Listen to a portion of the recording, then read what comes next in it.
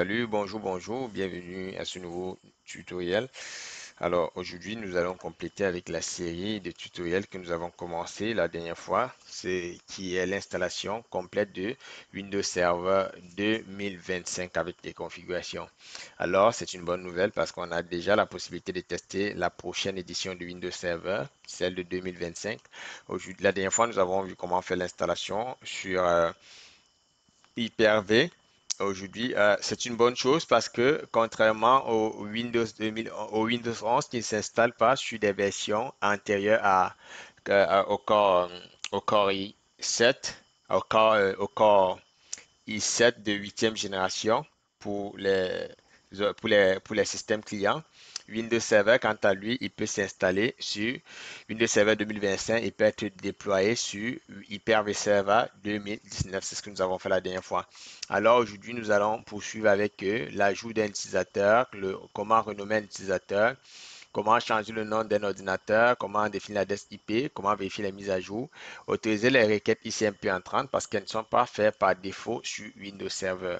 Configurer un serveur de temps et configurer également le serveur de SSH, mais c'est une bonne nouvelle parce que sur Windows Server 2025, le SSH, OpenSSH Server est installé, contrairement aux versions antérieures, par exemple Windows 22 où c'était pas installé. Donc c'est un peu ça. Donc sans tarder, nous allons commencer par nous connecter à notre PowerShell. Il faut bien choisir l'édition 64 par le x86 de PowerShell. Eh bien, il faut l'exécuter en tant qu'administrateur. C'est bien de connaître comment exécuter ces commandes en admin parce que à travers la console, parce que si c'est très pratique d'utiliser les lignes de commande pour faire des configurations avec Windows Server. Sans oublier qu'on a la version qui n'est pas desktop de Windows Server également. Donc aujourd'hui, on va vérifier quels sont les utilisateurs que nous avons. On va aller là dans Computer Management. On va vérifier quels sont les utilisateurs que nous avons. OK, on a administrateur. Donc ici, déjà, on peut décider. Donc au niveau des administrateurs de l'ordinateur, on a juste administrateur qui est là. Il est toujours important de changer le nom de son utilisateur parce que par défaut, nous savons tous que c'est administrateur qui est là. Donc, il ne faudrait pas que quelqu'un s'introduise aussi facilement dans votre ordinateur, dans votre serveur.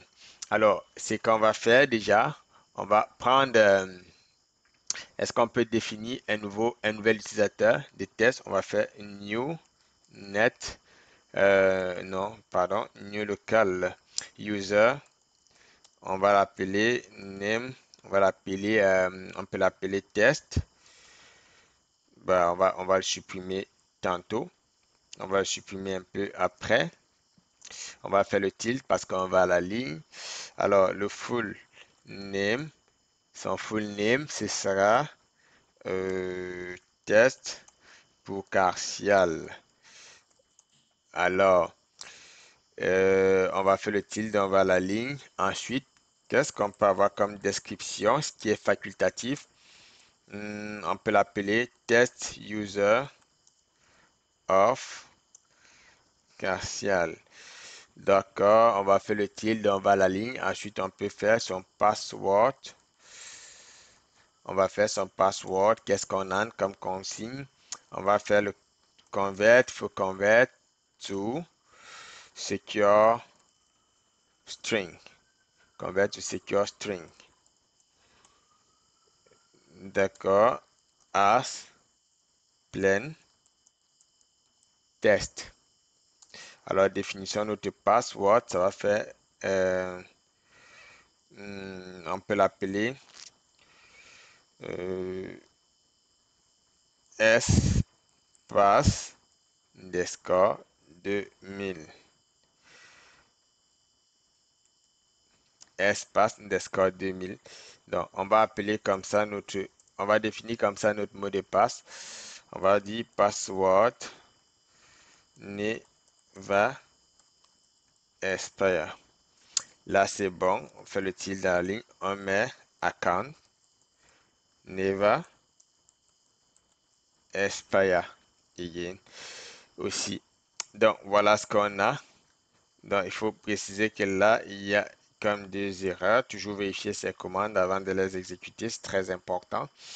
Donc, on a new, il y a une faute là. Où est-ce qu'elle est?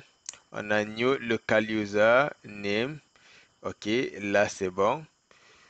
OK, on a notre parenthèse qui n'a pas été fermée ici, tantôt. Donc là, on peut fermer notre parenthèse. Si c'est bon, il n'y aura pas d'erreur. New local user name test. OK, convert to secure string as plain test. Qu'est-ce qui est là comme erreur? Convert to secure string. OK, secure string as plain test. Euh, Est-ce que j'ai une erreur ici? À mon avis, non. Est-ce qu'on peut forcer ceci? Essayons comme ça. On a la même petite erreur. Je pense que j'ai le T qui est manquant là. OK. Donc là, on a notre nouvel utilisateur. On peut venir vérifier là qu'on a notre nouvel utilisateur. Je vais fermer ça. Je vais l'ouvrir de nouveau. On va aller à Tools, Computer Management. On va vérifier qu'est-ce qu'on a comme utilisateur. User, on a Cartial qui est là avec la description comme nous avons défini plus tôt. Donc, c'est assez pratique et c'est bien parce que également, on peut faire ajouter cet utilisateur-là à notre local groupe d'administrateurs, add local group member. Euh, on va l'ajouter dans quel groupe? Administrator. euh, Member. Qui est-ce qu'on va ajouter? On veut ajouter l'utilisateur test. Donc, on va essayer comme ça. C'est bien. On peut faire le get local user name qu'on va appeler test. Test true. OK. C'est bon. Il est bien là. Get local group member pour avoir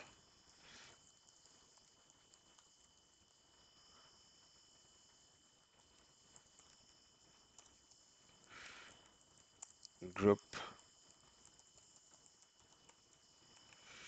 Get local group member. OK. Pour avoir les utilisateurs du groupe. Les utilisateurs du groupe local administrateur, c'est ça. Donc, c'est assez pratique et c'est vraiment bien. OK. Et enfin, on peut faire le remove pour supprimer notre utilisateur.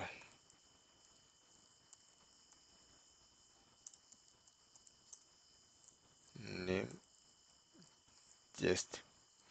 Donc, on peut reprendre la commande get local group administrator, get local group member. On a seulement l'administrateur qui est membre de ce groupe-là, ce qui est très très bien. Donc, ici, on peut fermer ça pour vérifier de nouveau qu'est-ce qu'on a au niveau des computer management. Quel est l'utilisateur? Quels sont les utilisateurs qu'on a? Donc là, on a ajusté l'administrateur qu'on peut également rename. On peut l'appeler simplement Cartial.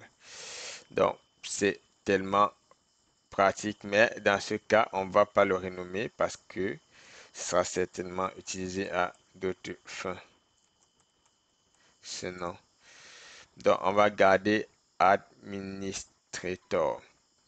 Donc, ça, c'est bon pour la gestion des utilisateurs. Ça peut aussi se faire en interface graphique, comment ajouter un utilisateur. On sait tous comment est-ce que ça peut se faire. C'est tellement trivial. Donc, on va ensuite voir comment est-ce qu'on peut changer. On a changé le nom d'utilisateur, on a ajouté un utilisateur. On va également définir le nom de l'ordinateur. On peut changer le nom de l'administrateur. Ça, on l'a aussi vu. C'est pas important. Mais il faut le faire parce que ça permet de sécuriser son serveur. Donc, tout le monde peut le faire. On va changer le nom de notre ordinateur. Pour ça, je vais aller en interface graphique pour que ce soit un peu plus rapide. Donc, en utilisant le gestionnaire de serveur, on peut venir ici simplement. On va l'appeler change. On va l'appeler serveur 2025 par exemple. Et c'est bon. Si on veut changer de groupe de domaine, c'est là qu'il faut changer de domaine. Donc, on ne va pas le redémarrer parce que le stade l'état, on va changer autre chose également. Donc, après avoir renommé notre serveur, on peut également définir l'adresse IP. Donc, ici, on va définir l'adresse IP, on va la rendre statique. On ne va plus travailler avec une adresse dynamique parce que pour un serveur, précisément un nom de domaine, c'est bien d'avoir une adresse IP statique. Donc, comment changer son adresse? C'est très simple. On va cliquer là et on va se rendre sur la carte réseau et on va définir les propriétés. Donc, c'est là. Si moi, je vais avoir, je dis n'importe quoi, 10.0.0, donc 200, 200 par exemple, je fais 10.0.0.1 et c'est tout. Je vais laisser 10.0.0, 10.0.0.1 également comme DNS pour que ça puisse faciliter la redirection. Donc, on va attendre. OK, c'est bon. On voit notre adresse est bien. On va faire un ping sur euh, google.com. On va vérifier que tout est correct. Donc, là, c'est bon pour l'adresse IP. Donc, autre chose aussi et qu'on peut configurer, c'est la mise à jour Windows. Les mises à jour Windows. Donc, là, on va faire appel à l'exécuteur de commande. On va faire run. On va appeler le gpedit.msc.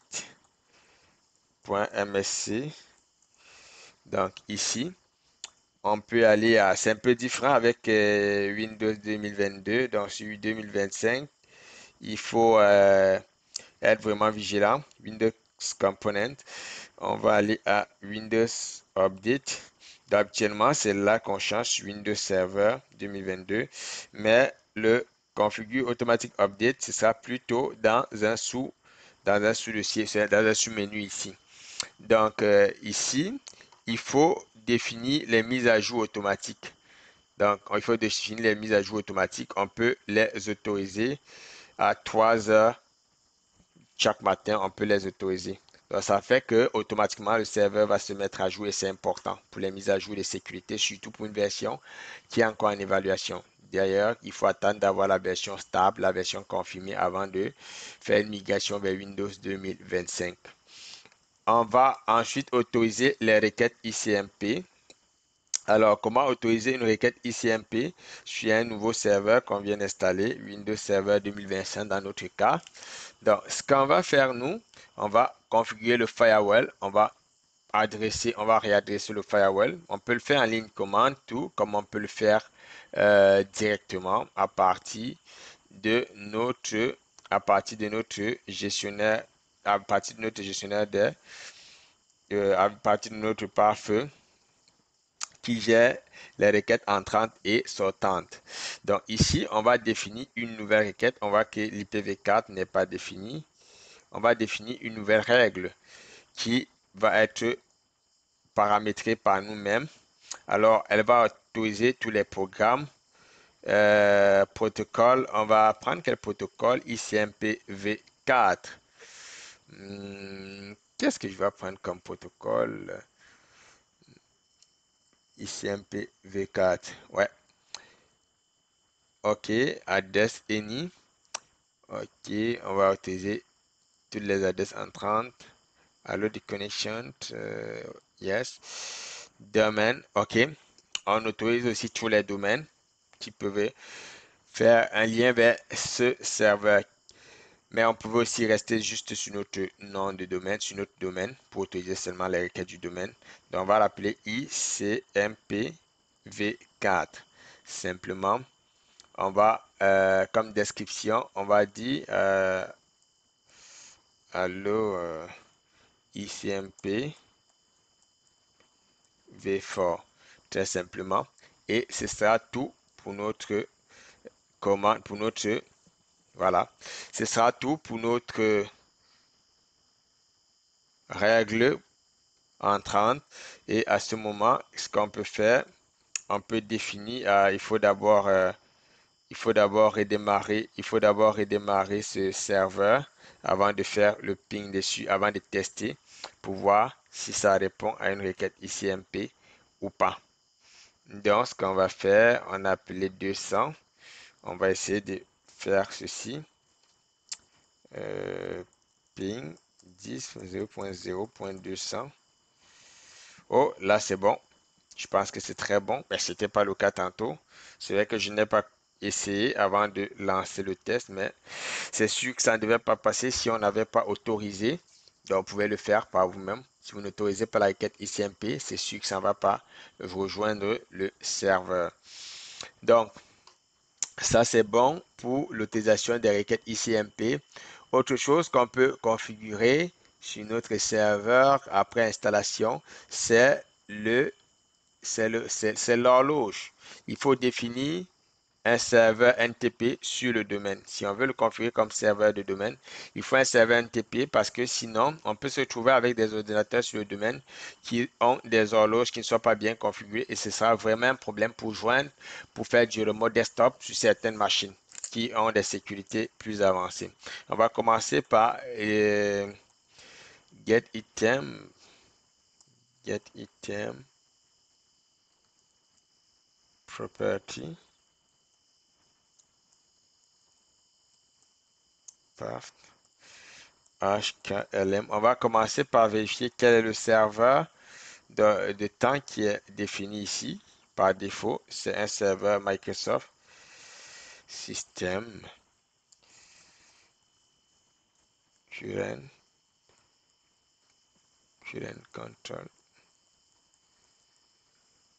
control set service 6 W32 time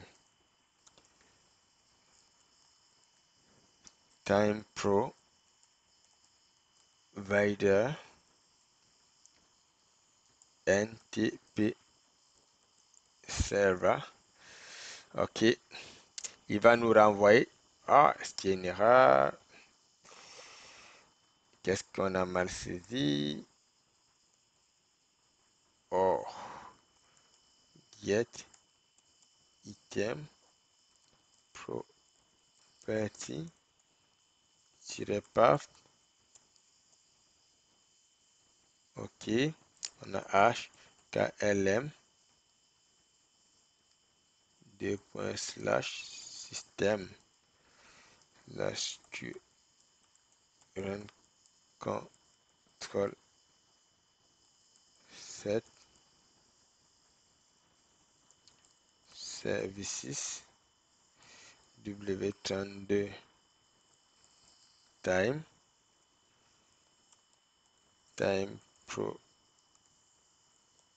provider NTP server. Il faut refermer notre accolade. Qu'est-ce qui n'a pas marché? Oui, là, il y avait une erreur. La commande n'était pas complète. OK. Là, on peut voir que c'est Microsoft.PowerShell Car Registry. Donc, on voit bien qu'on a Microsoft. Ah non, c'est pas. Qu'est-ce qu'il nous envoie? Mais oui, Microsoft PowerShell Car Registry. Donc là, c'est le serveur de temps ici.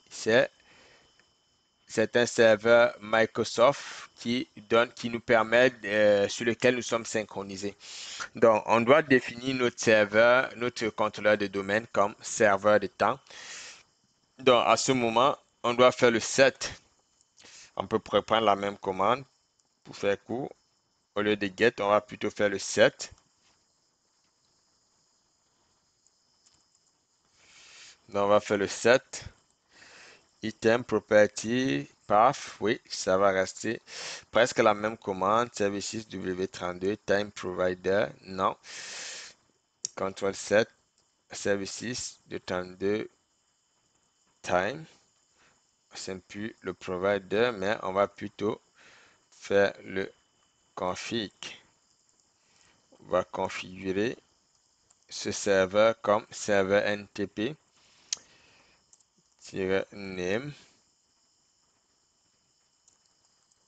annonce Slack.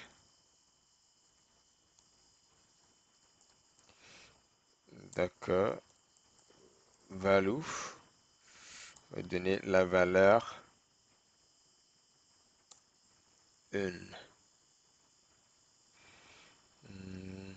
Set services time provider.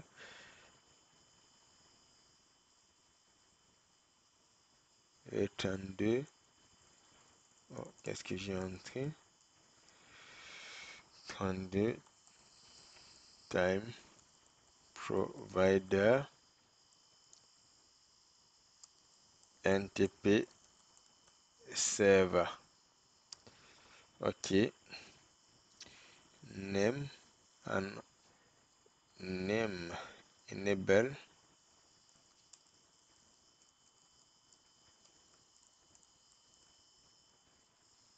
value 1. OK, c'est bien défini. On va reprendre la même commande avec maintenant wtime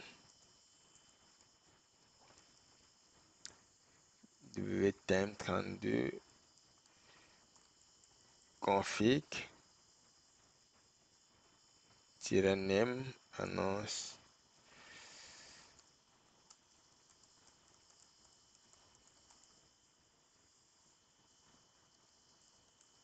annonce Slack value 5. OK, on va faire le restart service w32 time. Très bien. Donc maintenant, on va définir une nouvelle règle entrant toujours pour permettre au serveur, aux différents ordinateurs du domaine de pouvoir avoir le temps à partir de ce serveur-ci. Donc, on va également prendre toujours une règle configurée par nous-mêmes. Autorisation à le programme.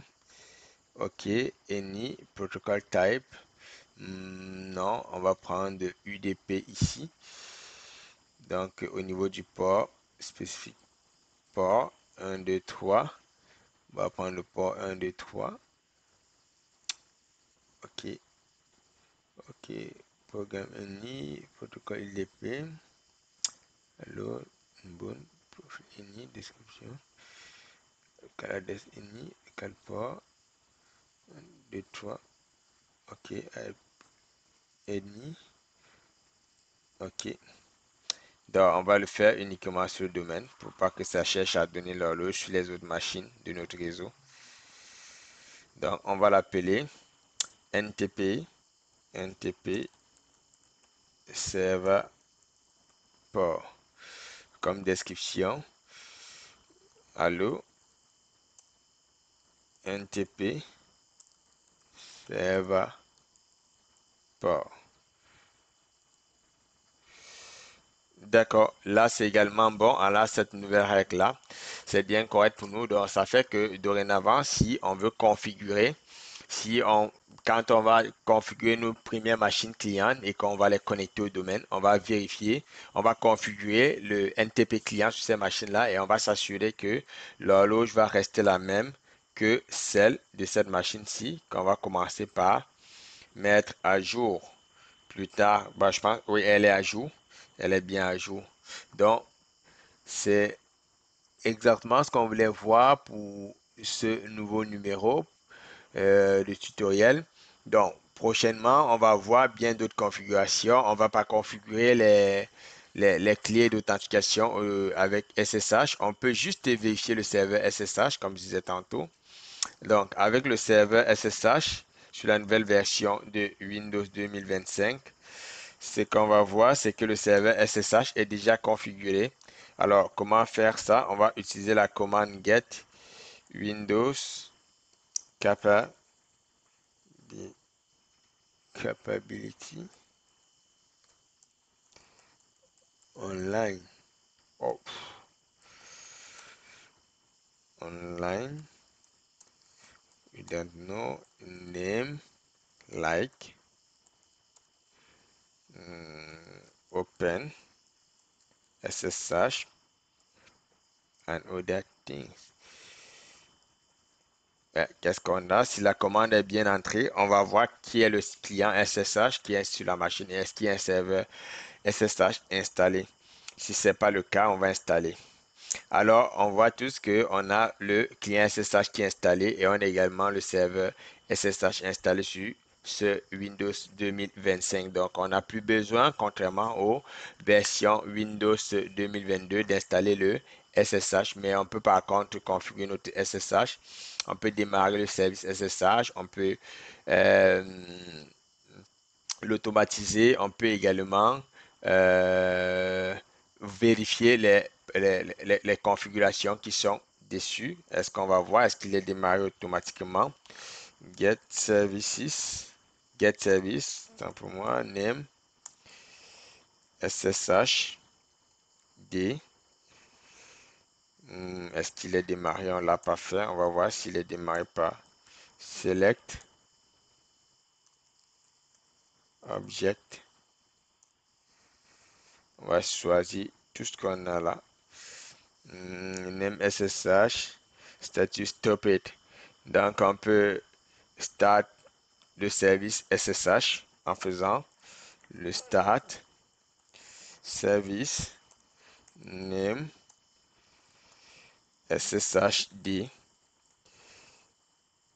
Oh, il y a une erreur. Start service name SSH SSHD. Là, ça va démarrer le service et on peut vérifier de nouveau le service. On voit qu'il est à running. Donc, on peut l'automatiser en faisant le set service name SSHD startup type automatique. Mais on va pas le faire parce que je voudrais pas automatiser le service SSH sur cette machine-ci. Oui, mais je voudrais démarrer le service SSH au besoin. Mais je pense que on peut le faire. Start service name SSHD start startup type automatique. On va l'exécuter. On va également voir. Donc, le service, il n'est plus à manuel, il est maintenant à automatique, il est à running. Donc, voilà ce qu'on devait faire pour cette deuxième vidéo sur la série de configurations de Windows Server 2025. Donc, ce sera tout pour ce nouveau titre et on va revenir pour la configuration du remote desktop. La configuration, après la configuration du remote desktop, nous allons voir ensemble comment configurer le serveur DNS et le service DHCP. Après quoi, on va essayer également de configurer le domaine Active Directory et on va ajouter les différents groupes, les différentes organisations et les différents comptes. Ensuite, on va travailler sur les stockages. On va installer le ISCSI. On va également configurer le NFS, autant pour moi.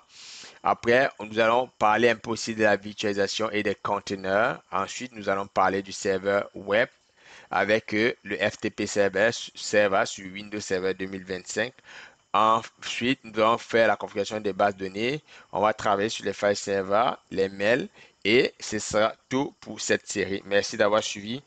N'hésitez pas à laisser vos commentaires et la prochaine vidéo, comme je dis, on va beaucoup plus travailler en graphique pour aller un peu plus rapidement. Merci et à bientôt.